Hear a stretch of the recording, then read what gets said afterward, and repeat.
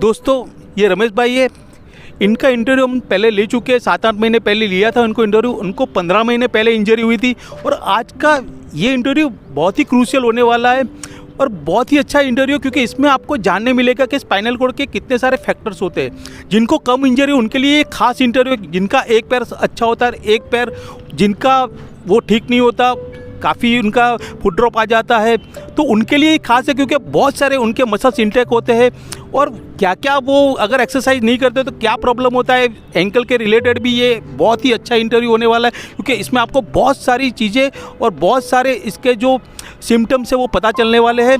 तो हम उन्हीं से पूछते हैं कि उनको क्या हुआ था। आपको कब हुआ था? सर मेरे को हुआ था 5 अक्टूबर 2019 को हुआ था सर, मेरा एक्सीडेंट हुआ था और 6 को मेरा इधर अहमदाबाद सिम्स हॉस्पिटल में ये स्पाइन कोर्ड सर्जरी हुई थी। L2, 3 और 4 ये फ्यूज़न था सर मेरा। ज़िंदगी से निराश हो चुका था, क्योंकि मेरा पूरा नीचे का हिस्सा ये पैरालाइज था, कमर से नीचे पूरा पैरालाइज था और मैं पूरा ना एक्टिव, मतलब पूरा एक्टिव था। एक्सीडेंट के पहले पूरा मेरा कामकाज वगैरह जो भी बिजनेस है उसमें पूरी तरह से एक्टिव था। एकदम है ना अचानक घर पे सोना बैठना और ये मेरे को बिल्कुल अच्छा फील नहीं हुआ। मैंने 2-3 बार सुसाइड अटेम्प्ट भी करने की कोशिश की, तो ज़िंदगी से निराश हो चुका था। उसके बाद में एक बार मैंने YouTube पे सर्च किया, आपका चैनल मिला, फिर मैंने आपको कॉल किया, फिर मैं आपको इधर अहमदाबाद में मिलने आया। आपने मेरे को कुछ एक्सरसाइज वगैरह ये बताया। उस टाइम पे जब आपने मुझे कॉल किया था तब आपने ये, मैंने दोस्तों इन्होंने अपने पैरों के रिगार्डिंग बात की थी, तो मैंने उसी टाइम बहुत बता दिया था उनको कि कम से कम 6 महीने में वो चलते तो हो ही जाएंगे, क्योंकि बहुत सारे इनकी फिंगर्स में जान थी, पैरों में भी काफ़ी उन्होंने जो बयान किया था मुझे कि भाई मुझे इस तरह से इंजरी हुई है और मेरे पैर इस तरह से काम करे, तब मैंने उनको बता दिया था। और वो मुझे कैसे आप आए थे मुझसे मिलने फरवरी में? मैं जब मिलने आया था सर, तब मैं वो क्या बोलते हैं सर उसको, वॉकर लेकर चलता था सर। जब मैं आपसे मिलने आया था तब हाँ, वॉकर लेकर चल रहे थे ना? हाँ सर। फिर आपने एक्सरसाइज की थी तो अब उस समय मेरा यूरिन स्टूल कंट्रोल वगैरह बिल्कुल नहीं था सर, बिल्कुल नहीं था सर। और मेरे को मतलब एक आदमी हर समय ना साथ में चाहिए था। अच्छा, आपका यूरिन कंट्रोल कब आया? यूरिन कंट्रोल सर जब आपने मेरे को जो एक्सरसाइज बताई ना सर, जब मैं आपसे पहली बार फर्स्ट टाइम मिलने आया तो आपने मेरे को एक वो फुट ड्रॉप वाली एक्सरसाइज बताई थी। उस समय तक मेरे दोनों पैरों में मतलब जान नहीं थी। एक पैर हल्का सा स्ट्रॉन्ग महसूस हो रहा था, पर उसमें कोई किसी तरह का मूवमेंट नहीं था, सिर्फ अंगुलियाँ मूवमेंट कर रही थी। उसके बाद में आपने जो एक्सरसाइज बताई वो मैंने एक्सरसाइज की। एक्सरसाइज के जो भी आपने रिलेटेड मेरे को इंट्रोडक्शन दिए वो सब मैंने किए। उसके बाद में एक पैर मेरा काफ़ी स्ट्रॉन्ग हो गया सर। एक पैर स्ट्रॉन्ग हो गया? हाँ, एक पैर स्ट्रॉन्ग हो गया। दूसरे पैर में कंप्लीट मेरा फुट ड्रॉप था। Complete foot drop. अब आपके बताए अनुसार मैं कर रहा हूँ तो उसमें भी हल्का हल्का मेरे को मूवमेंट लग रहा है। अच्छा, हमने जब अभी आपने कॉल किया था तो मुझे बताया कि 6 महीने से आपने एक्सरसाइज बंद कर दी है। हाँ सर। हाँ, तो उसके रिगार्डिंग आपको क्या महसूस हो रहा है? यानी महसूस सर है ना, लगभग जो इसमें सेंस है ना सर, वो सेंस धीरे धीरे लो हो रहा है सर। लो हो रहा है? हाँ, जैसे सर बैटरी लो नहीं होती, बस वही कंडीशन है सर। तो ये बहुत बड़ी बात है कि जब आप एक्सरसाइज छोड़ देते हो तो ये चीज़ आपको, बहुत सारे पेशेंट का ये मुझे रिव्यू मिला है कि उनको धीरे धीरे वापस यानी कि सेंस धीरे धीरे जाने लगता है, और इनका अभी वही हाल हो रहा है। हम आगे जाके ये सारी चीज़ें बताने वाले उनके पैरों के रिगार्डिंग हम बहुत ही क्रूशियल ये इन्फॉर्मेशन मैं आपको दूंगा, ताकि आप समझ पाओ कि अपनी इंजरी को। दोस्तों, जब ये मुझे फरवरी में मिलने आए थे तब उनके दोनों पैर एक जैसे ही थे। अभी आप देख सकते हो कि ये पैर काफ़ी थोड़ा पतला हो रहा है और ये पैर एकदम ठीक लग रहा है। अब इसमें डॉर्सीफ्लेक्शन भी है, देखो करो तो ये, हाँ डॉर्सीफ्लेक्शन भी आ गया है ठीक से। इसमें करो तो देखो इसमें डॉर्सीफ्लेक्शन नहीं है, अब देखो तो ये ऊपर ही नहीं आ रहा है। और ये करो तो देखो बहुत सारे पेशेंट का ये एक पैर एकदम ठीक हो जाता है, और ये एक्सरसाइज से ही हुआ है। जब उन्होंने एक्सरसाइज स्टार्ट की थी तभी ये सब होने लगा था। इसमें भी एक्सरसाइज से उनका साइड लाइन, लेग रेस सारी की सारी हो पा रही है, लेकिन फिर भी इसमें कमजोरी ज़्यादा आ रही है। 6 महीने में उनको नहीं की तो और ज़्यादा आ गई है। जब मुझे मिलने आए थे इसमें उंगलियां हिल रही थी, तब थोड़ी थोड़ी, अब बिल्कुल हिल नहीं रही है। तो आप समझ सकते हो कि धीरे धीरे कैसे सहन जाते हैं। इसमें डॉर्सीफ्लेक्शन थोड़ा करो, ट्राई करो।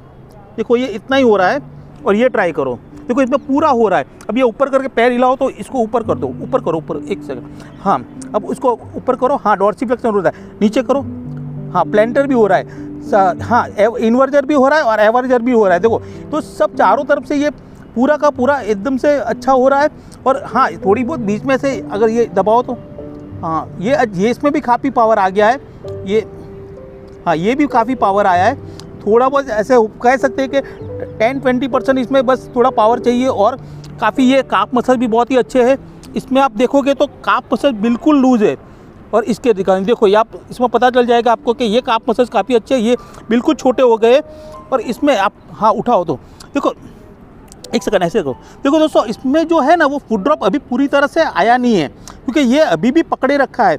आप देखोगे तो इसमें 90 डिग्री का एंगल बता रहा है। जैसे कि आप ऊपर करता हो तो ये इतना इससे नीचे नहीं जा रहा है। जैसे मेरे आप दोनों पैर देखोगे तो ये देखो, आप दोनों पैर करो तो वो पैर देखो मेरे से काफ़ी अच्छा है उनका पैर। आप यानी कि जो कंप्लीट फुट ड्रॉप होना चाहिए वो उनका नहीं है। इसमें काफ़ी पावर मेरे से काफ़ी ज़्यादा है। अभी मुझे 4.5 साल के बाद मैंने इतनी सारी एक्सरसाइज करके भी अभी मेरा जैसे कि इतना है, और उनका मुझे बहुत अच्छा सा है। अगर ये एक्सरसाइज नहीं करेंगे तो धीरे धीरे धीरे मेरी तरह और भी नीचे चले जाएंगे, फिर पूरा का पूरा उसका पैर झूल जाएगा। और फिर यूरिन का जो अभी उनको कंट्रोल में है, आपका यूरिन कंट्रोल है ना अभी, हाँ, यूरिन 100% और स्टूल भी कंट्रोल है ना, स्टूल भी कंट्रोल, तो दोनों कंट्रोल, उसमें भी आगे जाके दिक्कत आ सकती है अगर ये ठीक नहीं हुआ तो, क्योंकि ये काफ़ी उसमें बिल्कुल यानी कि तो ऊपर करो तो देखो ये ऊपर भी नहीं हो रहा है इन्हों, क्योंकि ये एंकल की एक्सरसाइज ना करने की वजह से इसमें काफ़ी पावर है, लेकिन उसका यूज़ ही नहीं हो रहा है। जैसे मेरे इतना पावर नहीं है, जैसे मैं कह सकता हूँ कि पूरा का पूरा झूला, लेकिन फिर भी मेरा ऊपर तो हो रहा है देखो। तो इससे आपको पता चलेगा कि कंप्लीट फुट ड्रॉप, और उनका जो अभी ये जो थोड़ा नॉर्मल था उस वक्त, इसमें से धीरे धीरे धीरे कंप्लीट की ओर जा रहा है। इससे भी चला, अगर नीचे और चला गया चलने में भी काफ़ी दिक्कतें आ जाएगी उनको। दोस्तों अभी इनका इतना फुट ड्रॉप है, थोड़ा ही है, इनको आप कह सकते हो कि यहाँ से अगर ये 90 डिग्री है तो ये थोड़ा नीचे की ओर जा रहा है, यानी कि ये 80 की ओर जा रहा है, जैसे कि मेरा इससे भी ज़्यादा है। लेकिन इसमें भी ये मैं आपको अच्छी तरह से बताने देना हूँ कि जिनका इतना भी है वो 1 लेग स्टैंड नहीं कर पाएंगे, यानी इनका एक पैर पे ये खड़े नहीं रह पाएंगे। और इसमें ये इतना अच्छा है, पैर इसमें ऊपर भी आ रहा है डोर्सी, तो ये 1 लेग स्टैंड इसमें हो पाएगा। तो बहुत सारे लोगों को दिक्कत होती है कि भाई मैं क्यों, या जैसे कि मेरा इतना फुट ड्रॉप है तो मैं क्यों 1 लेग स्टैंड नहीं कर पा रहा हूँ। तो इसमें आपको काफ़ी इसकी पता चलेगा। भले मेरा इसका पावर तो ज़्यादा मैंने ला दिया है इसमें भी, लेकिन फिर भी मैं 1 लेग स्टैंड नहीं कर पा रहा हूँ, क्योंकि ये भी एक 1 लेग स्टैंड नहीं कर पा रहे, और इसमें ये लंगड़ी भी ले सकते हैं, उतना उसमें पावर है। तो ये हम चलने की जो अभी स्टैंडिंग एक्सरसाइज में स्टैंडिंग होकर हम जब बताएंगे तो आपको ये पूरा ख्याल आ जाएगा कि ये 1 लेग स्टैंड क्यों पॉसिबल नहीं है। जब तक ये इनका एंकल में डोर्सी फ्लेक्शन नहीं आएगा इस तरह से, ये 1 लेग में खड़े नहीं रह पाएंगे।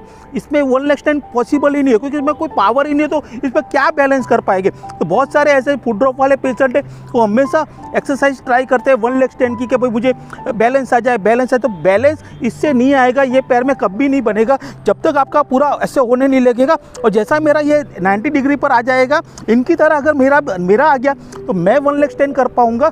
लेकिन ये अभी भी जिन पावर नहीं है इसमें, तो ये नहीं कर पाएंगे, क्योंकि इन्होंने एक्सरसाइज इतनी ज़्यादा नहीं की है, इस वजह से उनका ये ऊपर के आना आ नहीं रहा है। आगे जाकर वो करेंगे तो धीरे धीरे वो हिलने लगेगा, थोड़ा भी अगर ज़्यादा हिल जाएगा तो इनका 1 लेग स्टैंड पॉसिबल हो जाएगा। दोस्तों अभी हम 1 लेग स्टैंड के लिए बताते हैं कि भाई हो पा रहा है कि नहीं। तो इनका जो ये वीक लेग है उससे हम पहले उनका ये जो सही लेग है उससे हम ट्राई करते हैं कि हो पा रहा है कि नहीं। तो उनसे कि भाई इससे आप 1 लेग स्टैंड कीजिए। देखो ये इतना अच्छा मैं नहीं कर पा रहा हूँ, मेरा नहीं हो रहा है, मेरा नी लोग इसमें ये, अब देखिए ये कितना अच्छे से कर पा रहे हैं। तो मेरा पॉसिबल नहीं हो रहा है। अब ये मैं राइट लेग से हम करेंगे। देखिए राइट लेग से देखो आपको तुरंत डिफरेंट पता चलेगा। जब उनका कम है फुट ड्रॉप, मेरे से भी कम है, फिर भी आप देखना क्या हाल होता है। देखो राइट में देखो ये मेरे जितना भी नहीं कर पा रहे। देखिए चलिए हाँ करो, ट्राई करो थोड़ा। देखिए ये ट्राई कर रहे हैं, ये कोई मेरा 1 सेकंड हो रहा है, लेकिन उतना भी नहीं कर पा रहे ये, ताकि आपको पता चले। बहुत लोगों को दिक्कत बोलते हैं कि भाई 1 लेग स्टैंड क्यों नहीं हो पा रहा है, यानी मेरे से कि भाई बुलेट की किक लग जाती है। लेकिन तो एक्सरसाइज की वजह से मेरा ये 20% ही पावर आया है, 20-30% ही, जैसे मिथिल सर ने बात करता है 30% बताया, लेकिन मुझे ऐसा लगता है कि काफ़ी कम पावर है। तो उससे मुझे एक्सरसाइज की वजह से बुलेट की किक तो लग जाती है, लेकिन 1 लेग स्टैंड मेरा अभी भी मेरा खुद का कंट्रोल नहीं है। मुझे शायद 1-2 साल और लग जाएंगे। और आप कर दो देखो इनका एक पैर में नहीं हो रहा है। देखो अब इनको ये राइट पैर से हम इनको लेफ्ट पैर से मैं बताता हूँ कि भाई थोड़ा कूदने की ट्राई करो, ये लंगड़ी लो आप इससे। अब थोड़ा आगे जाइए लंगड़ी लेकर। गुड, ओके ओके, अब वापिस आइए। तो दोस्तों आपने देखा, अभी दोबारा एक बार करिए, दोबारा थोड़ा एक पैर से कूदिए थोड़ा।